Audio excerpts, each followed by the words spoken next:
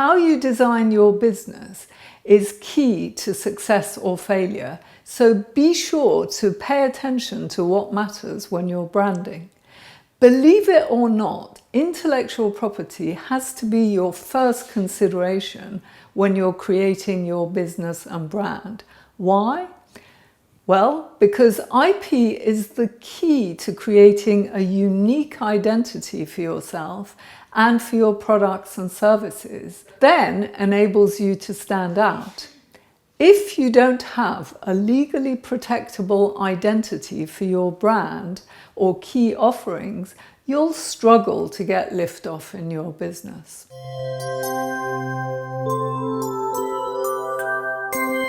When IP is ignored or left till later, there is either an immediate dramatic consequence, such as receiving a cease and desist letter to stop using your name, or more likely in practice, the IP issue will lurk in the background like a silent killer waiting to explode, possibly years later when you've become reliant on the income from your business.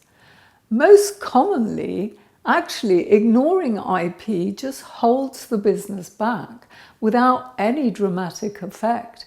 Nobody realizes that the poor IP decisions, such as of the type of name chosen, are actually the reason for the business's lack of success or for its inability to ward off Me Too competitors.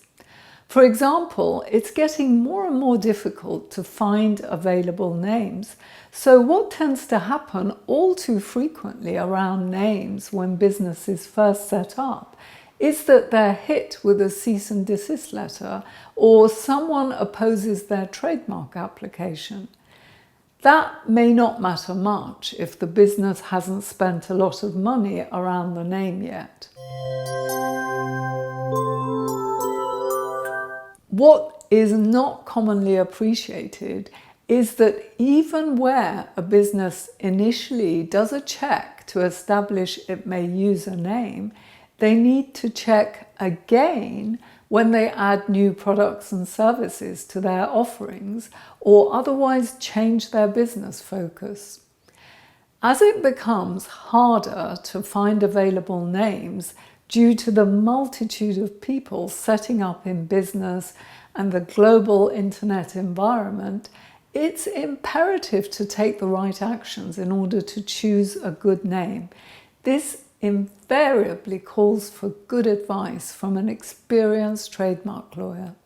Disputes can and do arise around trademarks, and whether the other side has a good case or not, if they take exception to your use of a name, you need to deal with it.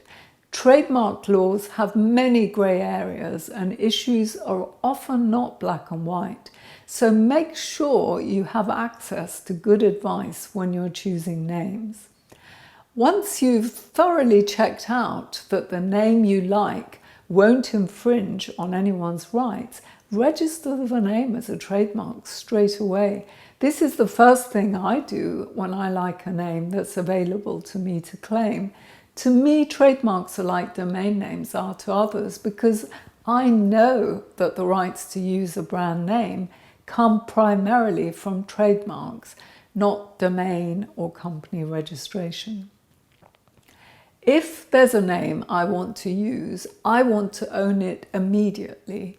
I won't risk someone else getting rights over the name before or after me. This approach has served me well because in one case, when someone else began using a name that I'd registered a year earlier, they also actually registered it after I'd secured my trademark. I managed to get a handsome payment from them, running to thousands. No way would this have been possible if I'd simply relied on being the first to use the name, because that's expensive and costly to prove. I've helped hundreds of business owners and branding agencies with a variety of issues to do with names, copyright, and other IP. I come across people all the time who are struggling with some aspect or other of intellectual property. I've known people make disastrous mistakes. They've either scuppered their chances of success in business or, more dramatically, even lost their businesses as a result of a naming issue. In one case, an entrepreneur had chosen a name very similar to the market leaders in his industry. He'd assumed that because the domain name was available, it meant he could use that name for his business. His web designers and social media marketers, to whom he'd paid £100,000 to create his brand and fantastic website and promote the domain in the search engines and on social media, didn't know enough about IP to advise him to check that he could use the domain name first. It's common for people either not to know that intellectual property is relevant, or if they know it, to be unaware of what to do to manage the risks and opportunities that IP presents. IP really is a case of a little knowledge is a dangerous thing. Some realize that IP is intrinsically bound up with business, but are misinformed about it and make poor decisions, or otherwise take the wrong actions. This is true of many designers, developers, brand strategists, and others that support small businesses too, as I highlighted in my book, Legally Branded, more than 7 years ago. They're not IP lawyers, so there is no reason why they should know about IP. The problem is that business owners assume their advisors know all they need to know in order to advise them.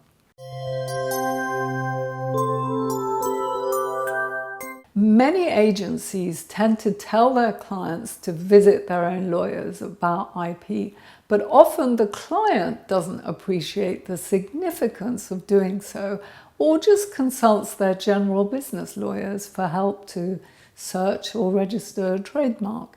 Now, business lawyers are not sufficiently specialized in trademarks and therefore are not best placed to properly advise people who are undergoing branding. There's a lot more to IP than checking that a name isn't already registered or registering a trademark. IP is more in the realm of specialist business knowledge than law in many ways. Given all these hurdles that stand in the way of a small business who's trying to get their business off to a good start, I see a clear need for more joined up branding services that remove the frustrations. Whether business owners are building a business to sell for a big payoff one day or just want to run a successful lifestyle business, they need to address IP appropriately. The current disjointed approach to business design and branding is all wrong in leaving IP till later as a separate exercise. It's necessary to deal with IP before making other decisions. It's also far more cost effective for the client to deal with IP upfront as an intrinsic aspect of the branding process so that decisions reached are sound ones. And legal protection is relatively inexpensive if it's handled early on alongside branding. A budget needs to be set aside for legal protection, as protection is part and parcel of branding. If you don't protect a brand, it becomes generic and leaves the business wide open to theft. I'm on a mission to change the way small business brands are created and developed. I do this by offering branding services via AsRights, bringing in the skills we lack in-house by working with partner consultants. We also provide brand management services to branding agencies and small business owners so they're able to make IP part and parcel of their processes.